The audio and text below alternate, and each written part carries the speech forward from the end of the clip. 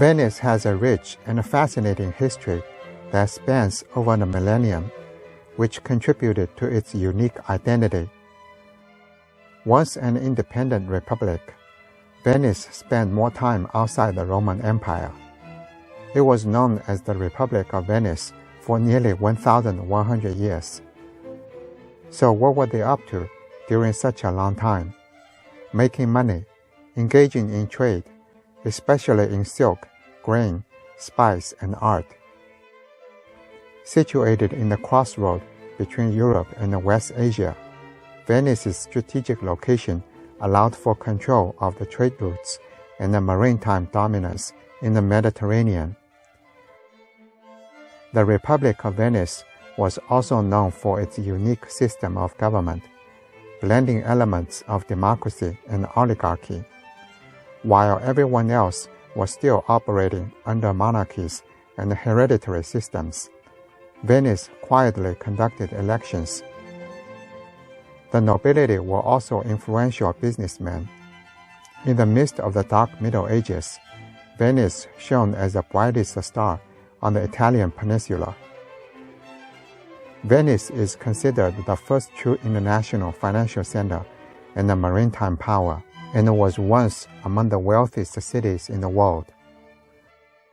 Despite a gradual decline afterwards, Venice's artistic achievements during the late Renaissance cannot be overlooked.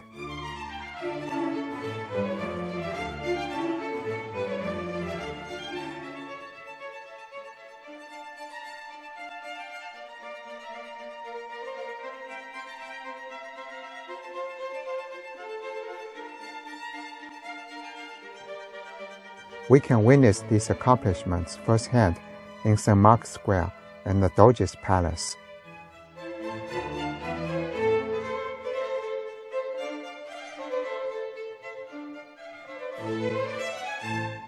It's an impressive example of Gothic architecture, combining elements of Byzantine, Moorish, and Italian Gothic architecture. Composed of intricate layers of building elements and opulent ornamentation, a symbol of the supreme authority and the heart of the political affairs of the former Republic of Venice. The Doge's Palace truly represents Venice's past glory. The word Doge originates from the Latin word dux, which translates to leader or duke. With its origins dating back to the 14th century, this majestic masterpiece served as the residence of Venetian Doges and a seat of power. Rich in history and architectural splendor, the palace lures the tourists from around the world.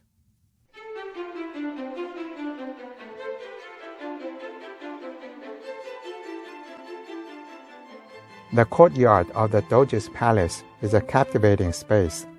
It serves as a central hub within the palace complex. It is an integral part of the overall architectural design and provides access to various wings and rooms of the palace. The courtyard is surrounded by arcade loggias on three sides, featuring a series of arches supported by columns. These loggias created a covered walkway and contribute to the visual elegance of the space. The columns supporting the arches in the courtyard are adorned with intricate capitals, showcasing the blending of classical and Gothic influences. The detailing on the columns add to the overall decorative richness of the courtyard. In the center of the courtyard, there's a wellhead that served practical purposes in the past. The well provided a water source for the residents of the palace and could be crucial during times of siege.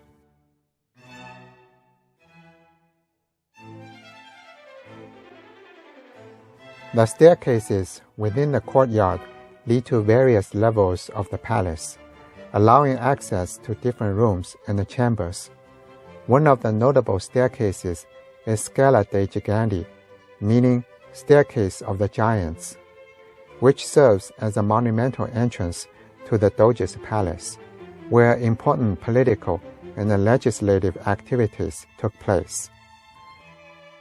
The staircase is adorned with large statues of Mars and Neptune. These imposing statues represent the power and authority of Venice as a maritime republic. Mars, the Roman god of war, symbolizes the military prowess of Venice.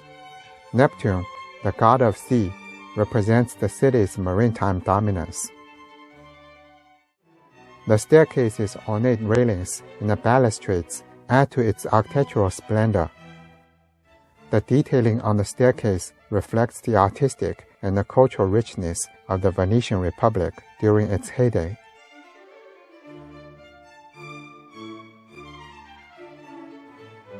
The courtyard served as a gathering space for officials, courtiers, and the visitors to the palace.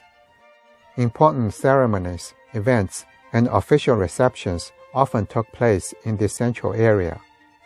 The courtyard provides a stunning view of the facade of the Doge's palace, allowing visitors to appreciate the pink and white marble, pointed arches, and other architectural details.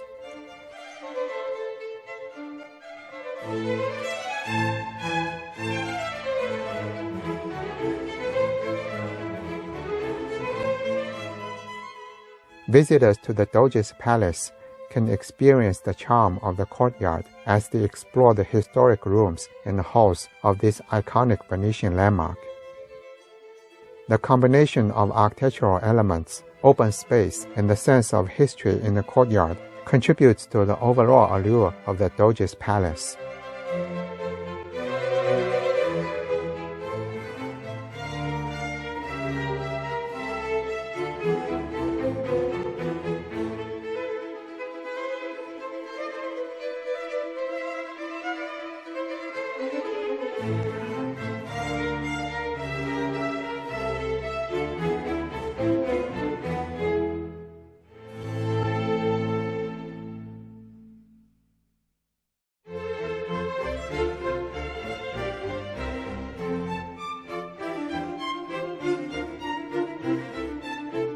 The Doge's Palace is a stunning Gothic palace in Venice, and it served as the residence of the Doge of Venice, the city's supreme authority, as well as a symbol of Venetian political and military power.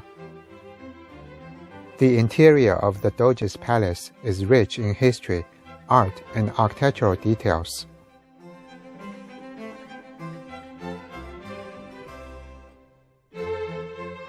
The armory of the Doge's Palace is a section that houses an impressive collection of weapons and armor. This collection is a testament to the military history and the prowess of the Venetian Republic. The armory displays a diverse array of armor, weapons, and related artifacts from different periods. They were used by the Venetian military over the centuries. Swords, armor, crossbows, maces, axes, muskets, pistols, and rifles. The exhibits are arranged in a way that highlights the craftsmanship and artistry of the armorers. The items on display may include pieces crafted by renowned armorers from Venice and other regions. One of the objects that attracts the attention of most visitors is a large sword that was used for public executions in St. Mark's Square in the Middle Ages. The collection in the armory reflects the military and the naval history of Venice, showcasing items from various campaigns and battles in which the Venetians were involved. The presence of an armory within the palace underscores the importance of military might in the history of Venice.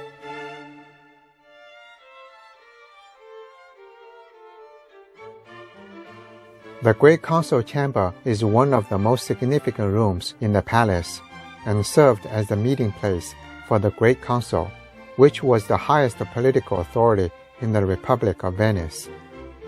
The Great Council was composed of Venetian nobility and was responsible for making important decisions regarding the state.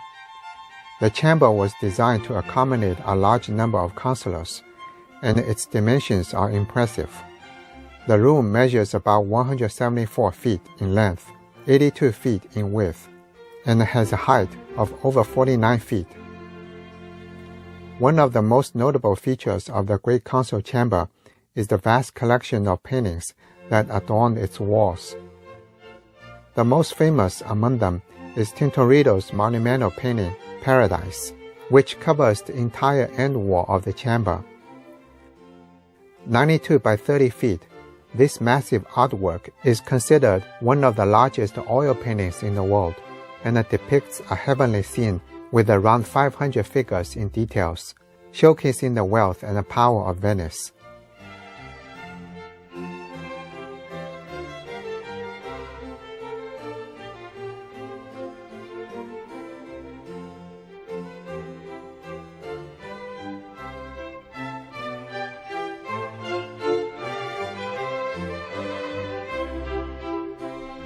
The Sala del Collegio, meaning the Hall of the College, is another important chamber within the Doge's palace in Venice.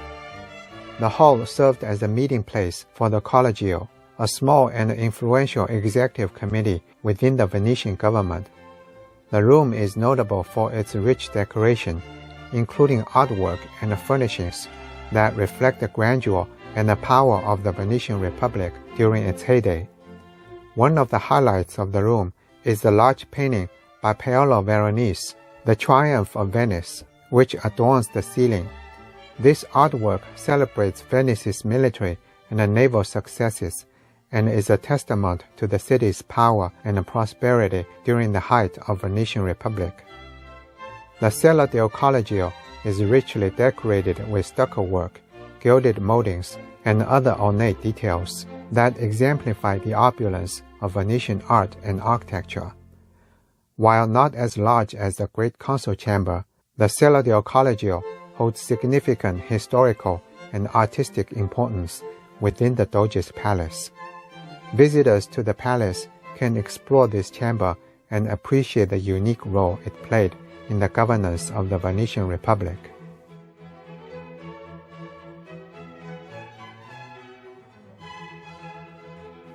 The Four Doors room was the formal antechamber to the more important rooms in the palace, and the doors which give its name are ornately framed in precious Eastern marbles. Each is surmounted by an allegorical sculptural group that refers to the virtues, which would inspire those who took the government responsibilities. The coffered ceiling with stucco decoration by Giovanni Cambi, known as Bombarda, contains frescoes of mythological subjects and of the cities and the regions under Venetian dominion. Painted by Jacopo Tintoretto from 1578 onwards, this decorative scheme was designed to show a close link between Venice's foundation, its independence, and the historical mission of the Venetian aristocracy.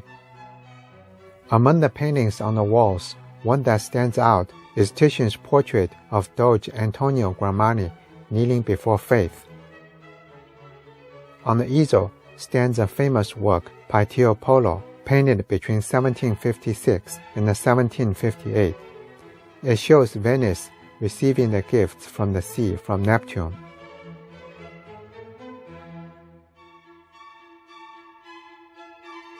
The Chamber of Scrutinio, also known as the Chamber of the Scrutiny, played a significant role in the political life of the Venetian Republic.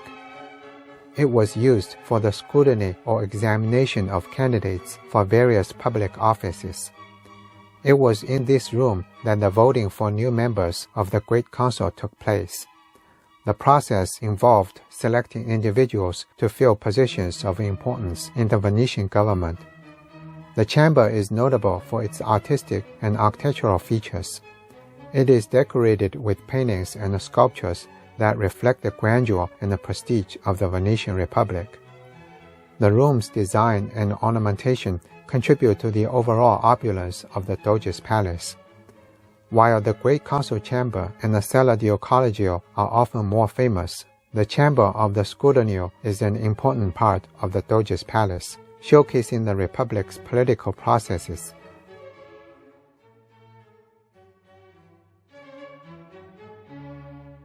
The Guariento room houses a fresco painted for the hall of the Great Council by the Paduan artist Guariento around 1365.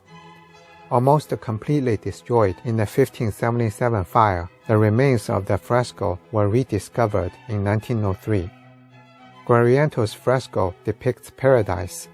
In the center, there's an enthroned virgin being crowned by Christ. The heat of the fire reduced the surviving fragments to near a monochrome. While in places where the plaster has fallen, one can see the red traces of the preliminary drawing.